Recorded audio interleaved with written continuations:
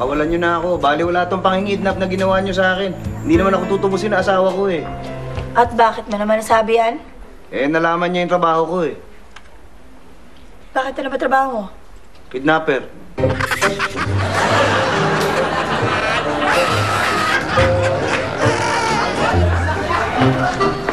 Aling kidnapper, pakawalan nyo na ako. Hindi naman ako tutubusin ng pamilya ko eh. Bakit mo naman nasabi hindi ka tutubusin ng pamilya mo? 1 taon na ako dito eh. Hindi pa rin nila ako tinutubos. Hindi na yung mangyayari. 1 taon na eh. Kasi hanggang 3 months lang sila eh.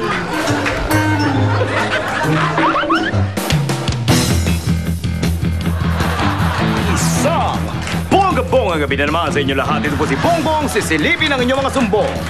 Walang baliligtasin, lahat tutumukin dito sa Sumbong-Sumbong kay Bonggang-Bonggang Bongbong. Dito na kayo magsumbong, diretso pa ang aksyon. Bueno, ibalandra na natin ang unang sumbong. Sumbong ito ng isang techie na nirereklamo ang mga taong naglalagay ng iPad sa isang lalagyan na kitang-kita ang laman at iniiwan itong naka-on habang naglalakad. Silipin natin ang sumbong na yan.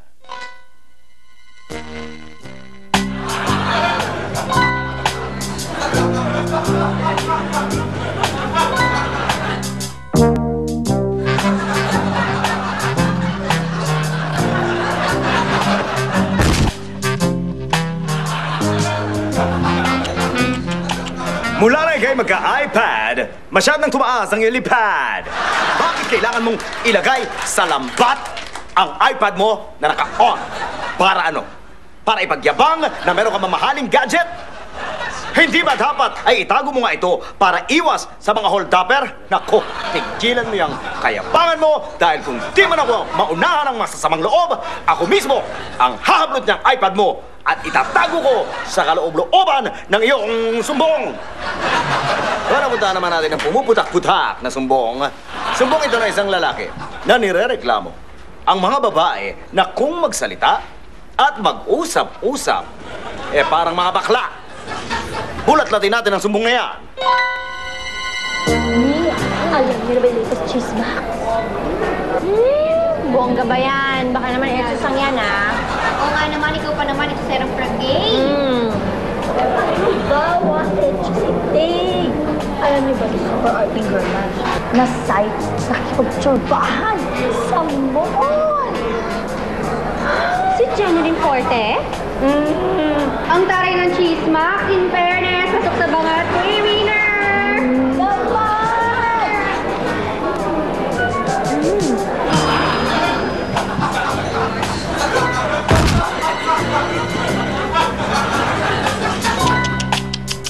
Tunay na babae kayo, pero kung magsalita kayo, eh para kayong mga bakla.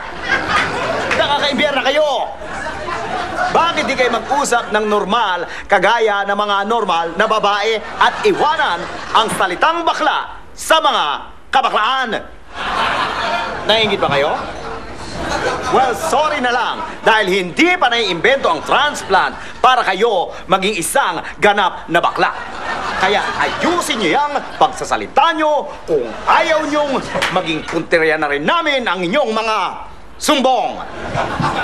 Pero dumago naman tayo sa gumugurap-gurap na sumbong. Sumbong ito ng isang usisero na nirereklamo ang mga babaeng nagsusuot ng contact lens kahit hindi naman malabo ang mga mata nila. Sukatin natin ang sumbong na yan. Pichi, ano yung sinusuot mo sa mata mo? Contact lens. Gano'n? Contact lens? Bakit? Malabo na ba mata mo? Hindi, walang grado yan. Walang grado. Bakit nagsusuot ka niyan? Wala lang. Forma lang. Para be nice. Be nice. Oo nga.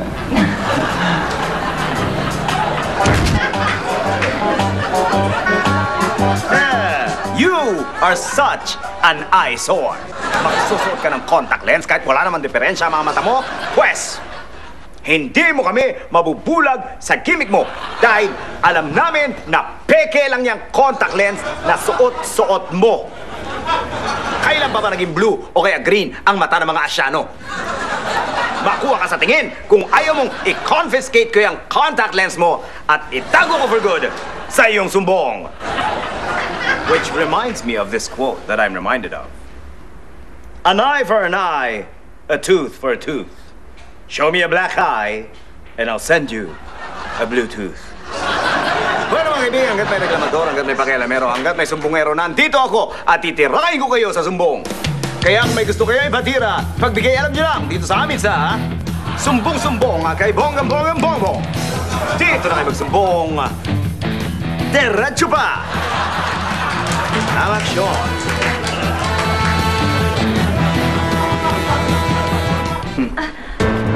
Parang awa nyo na. Pakawalan nyo na ako. Miss na miss ko na yung pamilya ko, mga anak ko, tsaka yung asawa ko, please. Pakawalan nyo na ako dito. Tama na. Huwag kang mag-alala. Malapit mo na sila makasama. Talaga? Hmm. Naku, pakawalan nyo na ako. Hindi. Kinidnap na rin namin sila. Baka nandyan eh.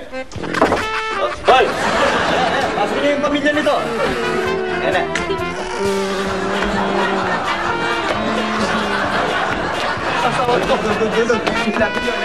Daddy!